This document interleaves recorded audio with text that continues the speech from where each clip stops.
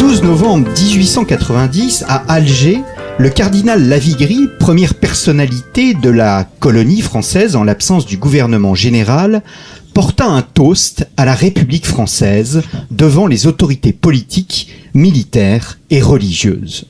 Ce 12 novembre était un tournant dans l'histoire de France, dans l'histoire de l'Église, mais aussi dans l'histoire de la pensée, simplement dans l'histoire des idées politiques.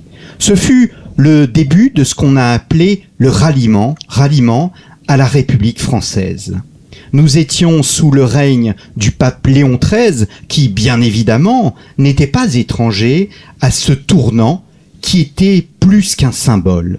Je vous propose aujourd'hui de comprendre cet événement historique, ce projet pastoral, car il s'agissait d'un projet pastoral, celui du pape Léon XIII. Roberto De Mattei, bonjour. Bonjour, monsieur. Merci d'avoir répondu à notre invitation. Oui. Vous êtes l'auteur de plusieurs ouvrages d'histoire. Vous êtes historien. Oui. Vous avez été professeur à l'Université européenne de Rome. Oui. Vous avez été le vice-président du CNR. Le CNR, pour les Français, c'est en quelque sorte l'équivalent italien de notre CNRS à nous. Vous avez publié plusieurs ouvrages. Oui. Et cette émission est organisée autour de votre ouvrage publié aux éditions du Cerf, le ralliement de Léon XIII, l'échec d'un projet pastoral. Mais vous venez aussi de publier aux éditions du Drapeau Blanc un ouvrage absolument remarquable qui s'appelle Le Vicaire du Christ, dans lequel vous présentez quel est le rôle, quel doit être le rôle du pape. Et c'est un ouvrage extrêmement éclairant aujourd'hui, alors que nous avons un pape qui, en quelque sorte, change le charisme de l'image pontificale. Alors, nous pourrons évoquer ce livre au cours de cette émission, mais je vous ai invité pour présenter ce moment si particulier de l'Église, ce moment historique qu'est celui du ralliement. Ma première question, Roberto De Mattei, est de savoir si dans l'histoire de l'Église, ce type de moment est unique. Est-ce que cela constitue un immense tournant dans l'histoire de l'Église, une date en quelque sorte où il y a un avant et un après ? Sûrement, le ralliement de Léon XIII, c'est une date, à mon avis, très importante dans l'histoire de l'Église. Très importante car cet événement nous aide à comprendre l'histoire contemporaine. En particulier, avant d'étudier le ralliement, j'ai étudié le Concile Vatican II. Et donc, c'est en remontant dans l'histoire que j'ai cherché de individuer, disons, certaines racines du débat conciliaire, justement dans ce qui s'est passé en France à l'époque du ralliement. Le pontificat de Léon XIII, le Gioacchino Pecci, le pape du ralliement, et le pontificat de Léon XIII est peut-être assez étudié, mais surtout pour l'aspect philosophique, c'est-à-dire l'encyclique Aeterni Patris qui propose l'étude qui restaure, disons, la philosophie thomiste, ou bien pour l'encyclique, surtout peut-être Léon XIII est entré dans l'histoire comme le pape de Rerum Novarum, l'Église, sur la doctrine sociale de l'Église.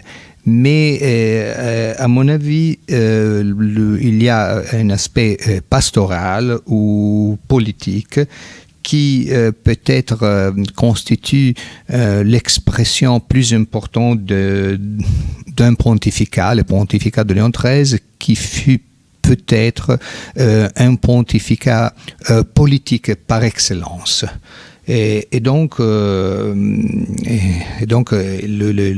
ralliements, c'est, je dirais, le pivot de ce pontificat, car le gouvernement de Léon XIII fut caractérisé par le projet de réaffirmer la primauté du siège apostolique et par, je dirais, redéfinir les rapports du Saint-Siège avec les États modernes et je dirais encore peut-être en plus de proposer une sorte de réconciliation de l'Église avec la modernité. C'est ça le projet du ralliement, un projet donc qui ne se limite pas aux relations entre le Saint-Siège et la France, mais qui entraîne, je dirais, l'histoire de l'Église dans les 19e siècle et jusqu'à aujourd'hui. Donc, l'étude du ralliement peut être considérée, à mon avis, comme une clé d'interprétation non seulement du pontificat de Léon XIII, mais aussi de l'histoire de l'Église de l'époque contemporain. Donc, je vois dans le ralliement, je dirais, un paradigme pastoral, l'expression d'un mode de gouvernement ecclésiastique aux profondes conséquences. Est-ce que ce n'est pas le propre de la papauté dans l'histoire? Vous dites que c'est un pontife politique, mais ce n'est pas le premier pape politique de l'histoire. Il y en a eu de très nombreux. Et d'ailleurs, oui, vous parlez d'Innocent III. Innocent III qui constitue le sommet, l'apogée du pouvoir pontifical dans l'histoire médiévale. Est-ce que ce n'est pas une vocation, finalement, que de s'intéresser au domaine politique et de vouloir s'intégrer à cette modernité et répondre aux défis du temps présent? Donc l'Église sûrement ne peut pas se désintéresser de la politique, car je dirais que la politique appartient au domaine de la morale.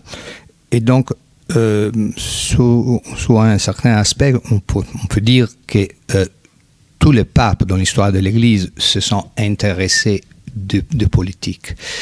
Mais le problème en Léon, c'est qui, je dirais, distingue Léon XIII par exemple, de Innocent III que vous avez cité, c'est le fait que dans son pontificat, il y a une primauté de la politique. C'est-à-dire que, par exemple, son prédécesseur Pinef s'est sûrement intéressé de politique et il a été au centre de la politique du 19e siècle. Mais et aussi son successeur, Pie X, a été un pape qui s'est mêlé dans la politique, car il suffit de rappeler son entrechoc avec la Troisième République française. Mais la caractéristique de Pinef et Pie X est que, à mon avis, ils peuvent être définis comme des papes religieux. C'est-à-dire, pour eux, la politique n'a pas la première place. La politique est subordonnée à la religion. Alors que Léon XIII, qui, bien sûr, n'est pas ni le premier ni le dernier pape politique de l'histoire de l'Église, naturellement, mais appartient à cette catégorie de papes, il y en a bien d'autres, qui ont quelquefois fait prévaloir la politique sur la religion. C'est ça. Donc, à mon avis, dans l'Église, il y a certains papes religieux et d'autres papes politiques. Léon XIII est, comme peut-être Pie XI, pour citer un pape de notre siècle, ou peut-être aussi Paul VI, appartient à cette série de papes politiques.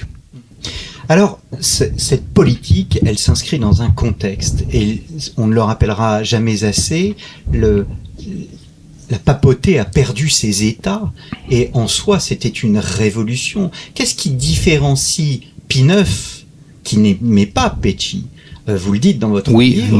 Oui, bien sûr. Qu'est-ce qui différencie Pie IX, qui veut défendre bec et ongle l'idée que l'on doit retrouver les États pontificaux, et Léon XIII, qui a le même objectif que Pie IX, c'est recouvrer les États pontificaux? Oui.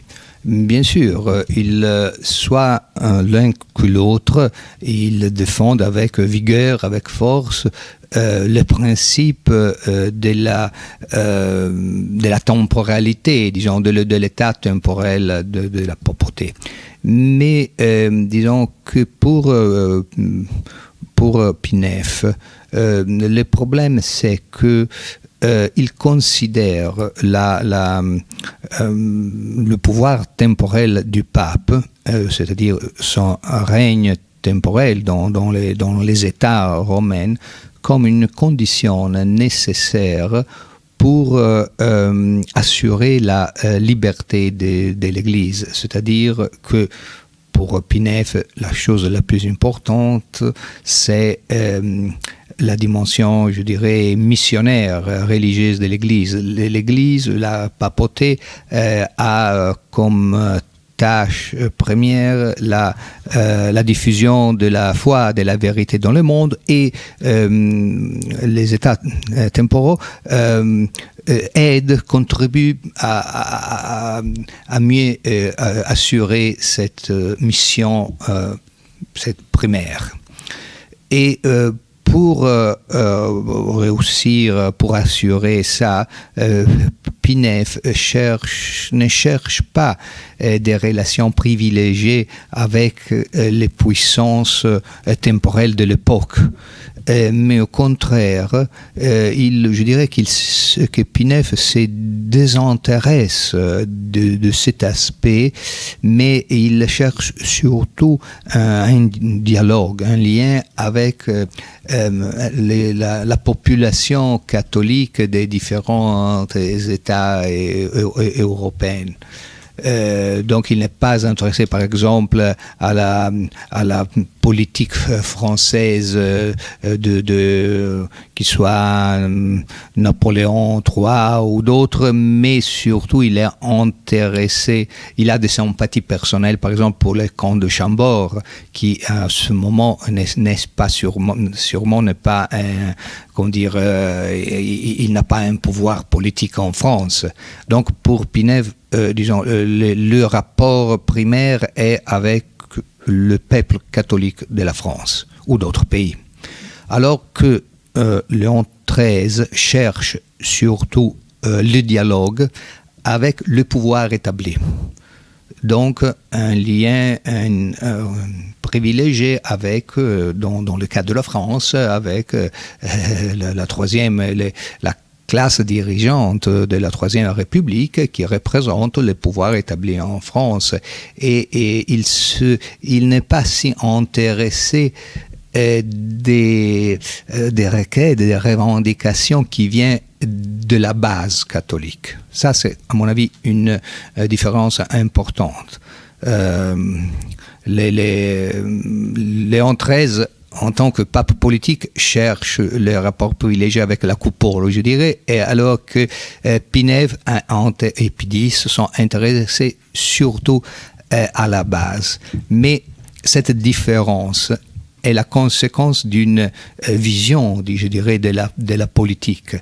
Pour Léon XIII, les problèmes politiques est primaire, et donc si la politique, je dirais que pour Léon XIII, on pourrait appliquer à lui le mot la politique d'abord. Alors, s'il y a la politique d'abord pour Léon XIII, c'est clair que les rapports avec la Troisième République, c'est plus important que le rapport avec le petit peuple catholique de la France. Alors, je vais chercher une autre analogie historique. Est-ce qu'on ne peut pas comparer la démarche de Léon XIII avec la démarche de Pie XI qui aura lieu bien plus tard vis-à-vis de l'État italien, Mussolini en l'occurrence, sur la la volonté de sortir d'un conflit. Pie XI a eu un comportement politique vis-à-vis de Mussolini en signant les accords du Latran. Est-ce que on peut reprocher finalement à Léon XIII de ce comportement identique, cherchant à tout prix à trouver une solution? Et je vais peut-être un peu pousser la provocation, je vais jusqu'à dire, est-ce qu'on ne peut pas aussi comparer avec un Benoît XV qui, après la Révolution 1917, se tourne vers les autorités qui ont fait la Révolution en Russie pour essayer de trouver une solution pour les catholiques, alors qu'ils étaient persécutés sous le régime tsariste? Oui, je comprends la demande, mais la réponse est claire, c'est-à-dire que, disons, il y a la loi de la politique est différente de la loi de la proclamation de la vérité. C'est-à-dire que les critères de la politique est les succès. Et donc, pour ce qui concerne Léon XIII, j'ai parlé, le titre de mon livre, c'est l'échec d'un projet pastoral. Le problème, c'est que d'un point de vue politique, qui est le critère de Léon XIII, ce projet politiquement a échoué. Et pour ce qui concerne Pie XI, sûrement les concordats avec l'Italie, avec Mussolini, n'a pas échoué. Donc on pourrait dire qu'il a été ce concordat, à mon avis, pour les Saint-Sièges, a été un succès. Mais il y a d'autres aspects de la politique de Pie XI qui ont représenté un échec. À mon avis, par exemple, sa politique envers le Mexique catholique, les cristeros, je dirais que Pie XI a plutôt abandonné les cristeros, et donc sa politique centra-américaine a été plutôt un échec, ou bien la condamnation de l'action française d'un point de vue politique. Je dirais qu'il s'agissait d'un échec. La confirmation est donnée par le fait que Pie XII a levé l'excommunication portée par Pie XI. Et aussi, vous avez cité justement la politique de Benoît XV. Benoît XV, c'est un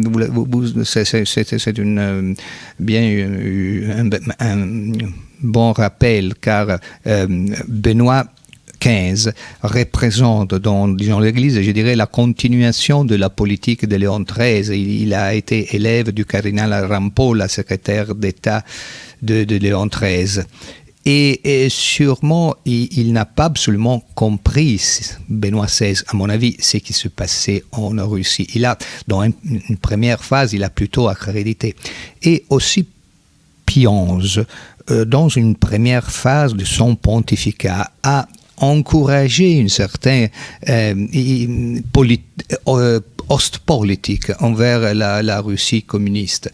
Bien sûr, il y a eu en 1937 des encycliques très importantes, la Divini Redemptoris et Mitbrennender Sorge, qui représente quelque chose de très important et significatif dans l'histoire de l'Église. Mais à mon avis, ces encycliques sont arrivées un peu trop tard. C'est-à-dire que Pie XI aurait dû peut-être condamner le communisme une dizaine d'années d'avance que 1937. Peut-être qu'il y a eu le soutien de son secrétaire d'État Eugenio Pacelli qui a contribué à cette condamnation, surtout pour la Mitbrennender Sorge. Mais enfin, dans la pontificat de Pie XI, qui est lui aussi un pape plutôt politique, il y a eu des succès et des échecs. Est-ce que je reçois Roberto De Mattei, auteur du livre Le ralliement de Léon XIII, l'échec d'un projet pastoral, un livre paru aux éditions du Cerf. Est-ce que, professeur, Léon XIII, quel type de personnage est-il? Vous le présentez comme un politicanti. Est-ce que on peut résumer l'histoire, non pas l'histoire, mais la situation romaine? D'un côté, il y a les politicanti, et de l'autre côté, il y a les intransiganti, qui, eux, finalement, ne souhaitent pas négocier. Oui, peut-être en langue italienne, le mot politicante est un mot peut-être fort dans le sens que politicante c'est une politique, disons, de bas niveau, alors que la politique de Léon XIII a voulu être une politique d'autre niveau. Il a été nonce à Bruxelles, donc il a eu une petite expérience diplomatique, et il était convaincu que son prédécesseur Pinef était un saint homme, pieux, bon, mais complètement naïf et dépourvu sur le plan politique. Et donc, que les États pontificaux, que Pinef avait perdu les États pontificaux par son ineptitude politique et aussi pour la responsabilité du cardinal Antonelli. Et lui, Léon XIII, voulait lancer pas une politique de petit cabotage, mais une grande politique, une haute politique, pour reconquérir avec les armes de la politique et de la négociation ce que Pinef avait perdu. Le projet était bien ambitieux, mais malheureusement, ce projet a échoué. Pourquoi le projet a échoué? Car ce projet, à mon avis, a manqué de réalisme. Et vous savez que dans la politique, le réalisme, c'est la première condition du succès. Par exemple, Léon XIII pensait à la possibilité d'une guerre entre la France et l'Italie. Et donc, il y a eu des contacts entre le cardinal Rampolla et la diplomatie française pour pousser les choses dans cette direction. Dans sa pensée, il imaginait une guerre menée, entre la France et l'Italie, qui aurait eu comme conséquence la défaite de l'Italie, l'écoulement de la monarchie savoyenne, l'instauration d'une république en Italie, le démembrement de l'État unitaire et l'affirmation d'une nouvelle confédération d'États dont le pape aurait été peut-être, sinon le président, la suprême autorité morale, un pape qui aurait regagné les États pontificaux. Mais aujourd'hui, disons, les historiens nous disent que ce projet était tout à fait une illusion. On ne pourrait pas imaginer la réalisation. Et puis, il y avait une contradiction d'un point de vue politique, c'est-à-dire que en Italie, il y avait le catholicisme libéral, naturellement. Et la monarchie, le roi d'Italie était à l'époque Humbert premier, disons. Mais l'attitude de la monarchie libérale italienne envers, disons, la papauté était bien moins agressive que l'attitude de la Troisième République française. Alors, plusieurs catholiques libéraux se demandaient en Italie, mais si les papes cherche l'accord, s'il y a la possibilité de si bonne relation avec entre le Saint-Siège et la Troisième République française. Pourquoi imaginer en Italie de vouloir abattre la monarchie italienne, qui est quand même un pouvoir établi en Italie. Donc en France, on soutient le pouvoir établi, et un pouvoir établi qui est bien plus anti-chrétien que la monarchie italienne. Et en Italie, on voudrait, le Saint-Siège veut déstabiliser le pouvoir établi. Alors, ce qui ressort de votre livre, c'est justement cette forme de naïveté de la part du Saint-Siège face à un gouvernement qui était anticlérical et anticlérical parce que franc-maçon. Et c'est prégnant. Comment on a envie de dire, mais comment une telle naïveté est possible? Pourquoi a eu lieu et comment a eu lieu le fameux toast d'Alger, et comment le pape en est-il arrivé à écrire, donc au milieu des sollicitudes, qui est l'encyclique qui sonne le ralliement? Oui, à mon avis, il y a... Est-ce que c'est de l'angélisme? Il y a... disons que parler d'angélisme pour un homme qui est politique, il peut paraître une contradiction, mais sûrement il y a aussi cet aspect.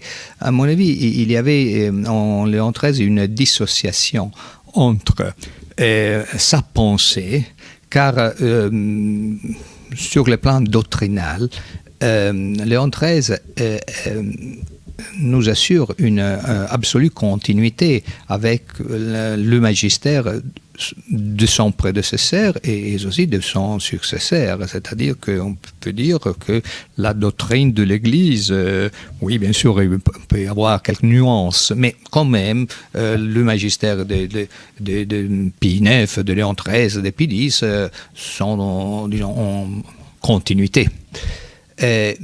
Alors qu'on enregistre une discontinuité, une fracture, je dirais, entre les magistères de Léon XIII et sa politique, son projet pastoral. Alors que dans le cas de Pie IX, il y a une absolue continuité entre son magistère et sa pastorale. Et nous voyons en Léon XIII cette contradiction, c'est-à-dire qu'il est un pape d'un point de vue doctrinal antilibéral, mais son tour d'esprit, sa sensibilité, et donc son projet pastoral est un projet pastoral imbu de libéralisme. Et ça est contradictoire, car on ne peut pas dire qu'il y a des erreurs libéraux dans la pensée ça, je dirais, c'est une différence importante avec, par exemple, le Concile Vatican II. Car je dirais que dans le Concile Vatican II, il y a pas seulement une dimension pastorale, mais aussi une dimension doctrinale qui nous semble être imprégné de certaines idées nouvelles. On ne peut pas lancer contre Léon XIII cette accusation. Est-ce que, parce qu'il y a Pie X qui succède à Léon XIII, et Pie X, c'est la séparation. Mais est-ce que cette séparation, c'est le fruit d'une opposition, la séparation de deux projets, au fond, de société? D'un côté, la doctrine de l'Église, la volonté de restaurer le règne du Christ, et on dit bien restaurer, non pas instaurare, on dit bien, instaurer tout dans le Christ, et non pas restaurer tout dans le Christ. Est-ce que cette opposition, Léon XIII ne la voulait pas? On le voit à travers votre ouvrage. Oui. Est-ce que cette séparation qui aura lieu sous Saint Pie X n'était pas l'idéal pour que chacun reprenne sa liberté? Et d'ailleurs, vous citez Aristide Briand, qui dit « Saint Pie X est le seul à avoir compris ». Il a été prévoyant, oui. Voilà. Est-ce qu'il n'y a pas cette... Oui, je comprends bien la question. Sûrement, ce qui est sûr, c'est que Léon XIII voulait absolument assurer le concordat napoléonien, c'est-à-dire du 1801, c'est-à-dire que pour Léon XIII, la pire chose était la séparation, car séparation signifie la fin d'une relation politique entre deux pouvoirs. Dans ce cas, le Saint-Siège et la Troisième République. Et lui, Léon XIII, ne voulait pas absolument ça. Il voulait au contraire renouer, solidifier les relations. Mais malheureusement, le résultat final du ralliement a été l'abolition du concordat et la séparation. C'est que pour la politique, pour la vision politique de Léon XIII et de ses collaborateurs comme le cardinal Rampolla et d'autres, représente, je dirais, un échec total. Au contraire, comme vous dites, en effet, cette situation nouvelle de séparation a représenté, pas d'un point de vue idéal, mais d'un point de vue pratique, une opportunité meilleure pour l'Église, car pour la première fois, en 1906, Pie X, après plus qu'un siècle, a nommé, mais je dirais peut-être pour la première fois dans l'histoire de France, il a nommé des évêques en France sans, disons, d'une façon complètement libre et indépendante, sans, disons, la traditionnelle approbation du gouvernement français qui soit le gouvernement républicain. Donc, il a nommé des évêques, disait, nés pour la guerre. Nés pour la guerre, et ça a représenté une chance importante, car la génération d'évêques nommés par Pie X a été une excellente génération d'évêques dans l'histoire de France, à mon avis. Est-ce que il y a eu des conséquences, bien évidemment, au ralliement, et vous montrez très bien au sein des catholiques français toutes ces conséquences. Quelles sont ces conséquences pour les catholiques français, et est-ce que cela va marquer durablement le catholicisme français au XXe siècle ? À mon avis, malheureusement, a marqué le catholicisme français, car jusqu'à Léon XIII, il y avait, je dirais, une certaine symbiose entre la politique et la religion, dans le sens que après la Révolution française, la devise Dieu roi avait représenté, je dirais, les signes de ralliement dans le bon sens des catholiques français, c'est-à-dire que les catholiques, tous les catholiques, ou presque tous les catholiques, étaient royalistes en tant que catholiques, ou, si vous préférez, catholiques en tant que royalistes. C'est-à-dire qu'il existait, comment dire, une alliance qui n'était pas une alliance instrumentale, mais métaphysique, entre la monarchie et la foi catholique. Cette alliance a été brisée et rompue, et depuis alors on a eu en France, mais je dirais que la France a été toujours le paradigme politique de toute l'Europe, donc les conséquences on peut les mesurer pas seulement en France, mais en toute l'Europe. Il y a eu des catholiques républicaine, mais quand je parle de catholique républicain, je ne parle pas de l'adhésion à une forme politique, mais d'une adhésion à une certaine idéologie républicaine et démocratique, positiviste, progressiste. Donc des catholiques républicains d'une part, et d'autre part des athées, c'est-à-dire des hommes pas catholiques, mais conservateurs, royalistes, réactionnaires d'un point de vue politique. Donc les liens entre la politique et la religion a été brisée. Et le ralliement marque la naissance de la démocratie chrétienne moderne, qui s'est peut-être exprimée peut-être pas seulement en France, mais surtout en Italie, dans d'autres pays. Ça, c'est une conséquence, à mon avis, importante du ralliement. Je parlais au début de cette émission de l'autre ouvrage que vous avez publié récemment, Le Vicaire du Christ, oui, qui est un panorama extrêmement complet du rôle du pape. Et vous posez la question à un moment de savoir si un catholique peut désobéir au pape, parce que on imagine que face à l'encyclique Au milieu des sollicitudes de Léon XIII, certains catholiques ont très mal réagi et n'ont pas voulu obéir à ce ralliement. Oui.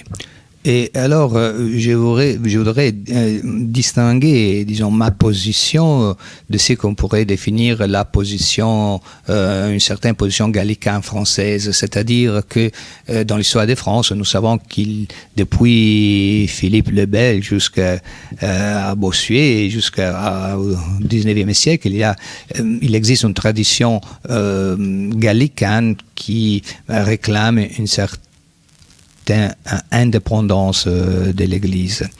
Et d'autre part, il y a une ligne de pensée plutôt, on dit, ultramontaine, plus fidèle à la papauté et à Rome.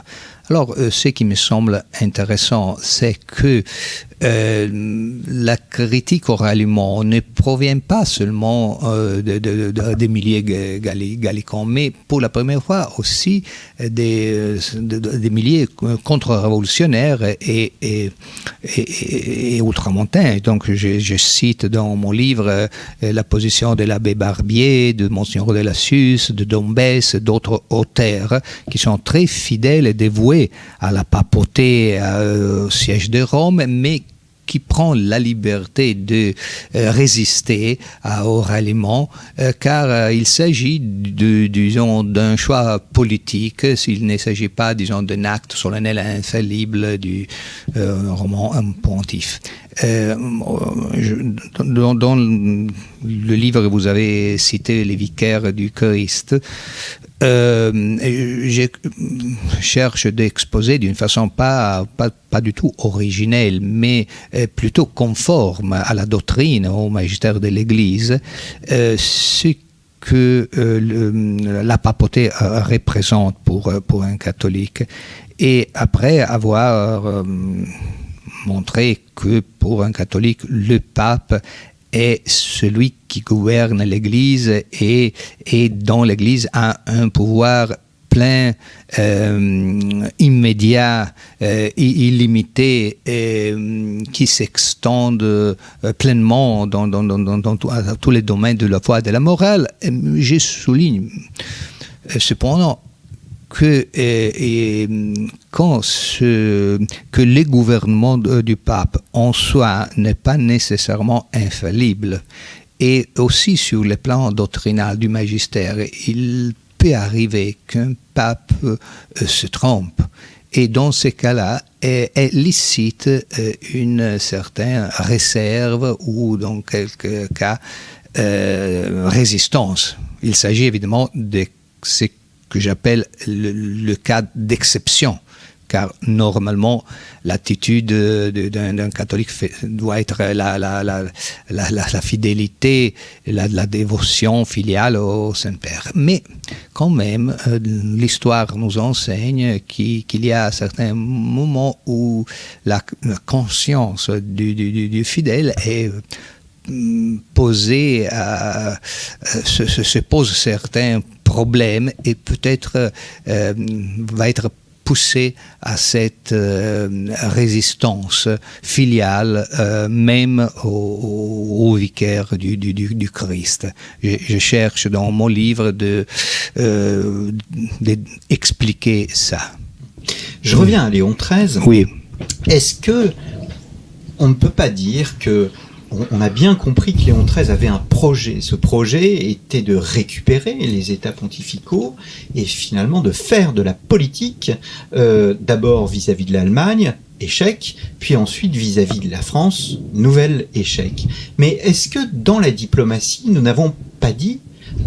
D'ailleurs, il faut considérer l'œuvre de Léon XIII dans son unicité, ce que vous faites. Et Léon XIII, c'est celui qui restaure l'enseignement du thomisme, ce qu'on appellera le néo-thomisme. Oui. Or, il y a ce que vous disiez au début de cette émission, cette idée de morale. Est-ce que le pape Léon XIII, malgré tout, pour lui donner un peu j'allais dire, d'aspect positif, une image positive, ne tient pas à redonner dans les relations internationales une forme de morale en donnant une puissance à la papauté, puissance qu'elle a perdue avec les États pontificaux, eh bien, ce serait une puissance qu'elle retrouverait en s'inscrivant comme une puissance morale, ce qu'elle a été tout au long du XXe siècle. C'est bien juste de ne vouloir pas de voir dans le pontificat de Léon XIII seulement des aspects négatifs. Et sûrement, si nous voulons chercher une dimension positive qui existe, on doit la chercher sur le plan doctrinal plutôt que sur le plan du gouvernement ou de la politique. Mais pour ça, je ne dirais pas que le Saint-Siège a acquis sur son pontificat une autorité morale plus grande d'un point de vue politique, car vous avez une autorité morale plus grande quand ou bien vous avez un succès politique, première condition. Et Léon XIII, malheureusement, a raté, n'a pas eu ce succès. Ou bien, si vous êtes, c'est le cas de Pinève, par exemple. Pinève, face à l'histoire, il semble être invaincu, car il a tout perdu d'un point de vue politique. Mais quand même, l'autorité morale de Pinève, à la fin de son pontificat, quand il est mort dans l'année 1878, l'autorité morale de Pinève a été en Europe plus grande que l'autorité morale, à mon avis, de Léon XIII au moment de sa mort. Car on pourrait donner un autre exemple, l'exemple de Pie XII. Après la Deuxième Guerre mondiale, dans l'année 1950, par exemple, l'année du jubilé de la moitié du XXe siècle, l'année de la promulgation du dogma de l'Assomption. Jamais dans l'histoire, peut-être un pontificat a été, l'autorité morale de la papauté était si haute que dans ce moment-là. Mais d'un point de vue politique, il n'y avait pas eu aucun succès pour Pie XII, mais quand même, avant la guerre et pendant la guerre, avec son magistère, Pie XII avait